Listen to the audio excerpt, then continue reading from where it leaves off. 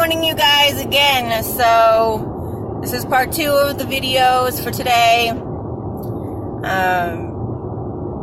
Just wanted you guys to know what happened with the phone call that I got for my test results.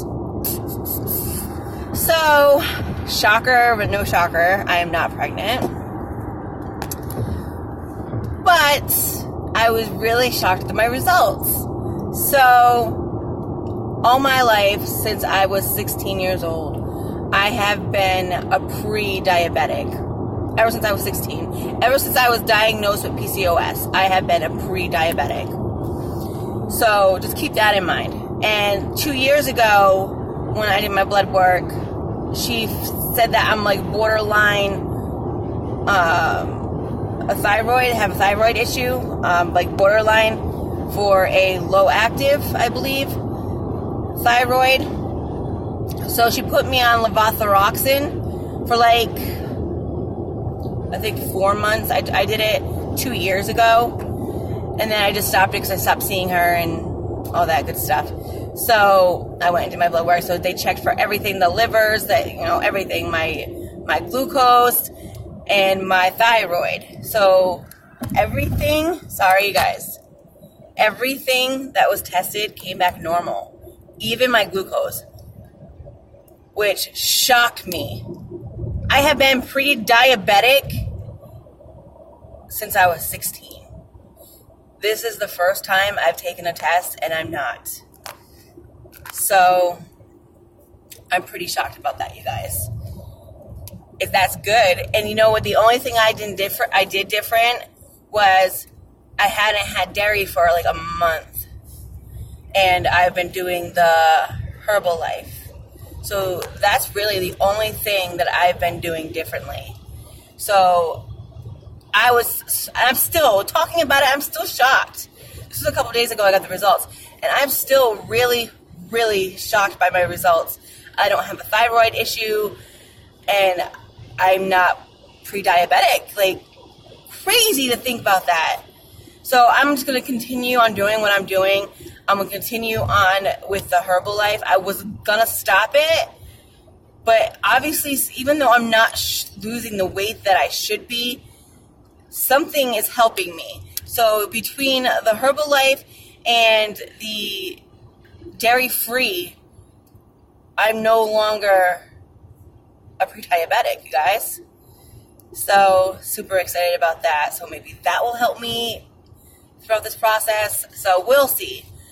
But, so pretty much those are my results. So the next step now is, if I do not get my period by June 1st, then I have to call the nurse, the hotline, and fill my Prevera prescription, because they're going to start me on the Prevera, which I'm really, really hoping, that I get my period on my own, because I absolutely hate taking the Prevera. If you guys have ever taken it, please, comment your experiences with it, because maybe about 5 years ago, okay, I was taking Prevera, but I was taking it consistently for at least, I think, 6 months to get my period every month, okay, and it was super scary because I was bleeding, nonstop bleeding, and it was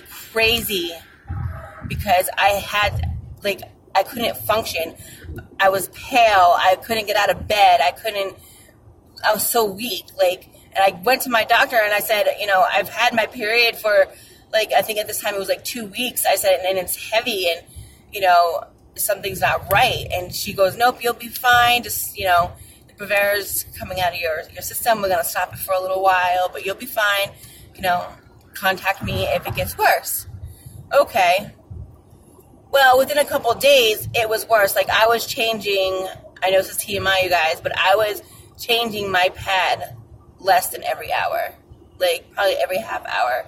I had to change my pad because it was just so heavy, nonstop. And so when it got to that point, I was like, something is so wrong with me, I need to go to the hospital. So I ended up going to the hospital, and they had to scrape me completely out because I was bleeding, like I was hemorrhaging, like it was horrible. And so they had to scrape me all out, and within a couple of days I felt better.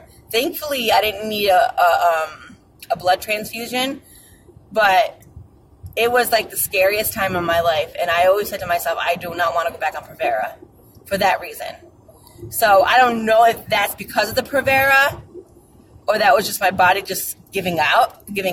Like, but it was the most scariest thing I've ever had to go through in my life. Well, one of the most scariest things, I should say. I really did not think I was going to leave that hospital alive. Like, it was that bad. So, anyways, get off that subject. So, if I have to go back on the Provera, I guess I'll go back on the Provera. Because the only other option, I believe, is taking birth control, which is defeating the purpose of this whole thing. So, if I have to go back on the Provera, I will. I'm just hoping I don't. I'm hoping that I do get my period before June 1st. That way I don't have to call the nurse's hotline. So where I was going with that was that once within day, I have to do day 3 blood work once I get my period. And then between day 6 and 12, I have to go and have the saline ultrasound biopsy done. So, yeah, so I want this month to hurry up and get over with so I can move on to the next step. So that way we can move on to the next step, because I figured we probably won't be able to officially start trying to conceive until probably July, like our cycle in July or August.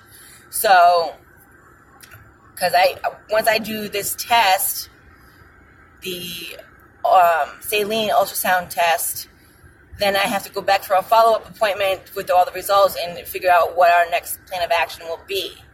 So I'm figuring our first cycle will technically probably be in July, depending on when we can get an appointment with her. So that's my update on that, you guys. So this was part 2. I know it was a little bit longer than I wanted it to be, and I apologize for that. But again, to follow my journey, you guys, just make sure you subscribe, hit the little bell, like, and comment. Okay, you guys have a wonderful day.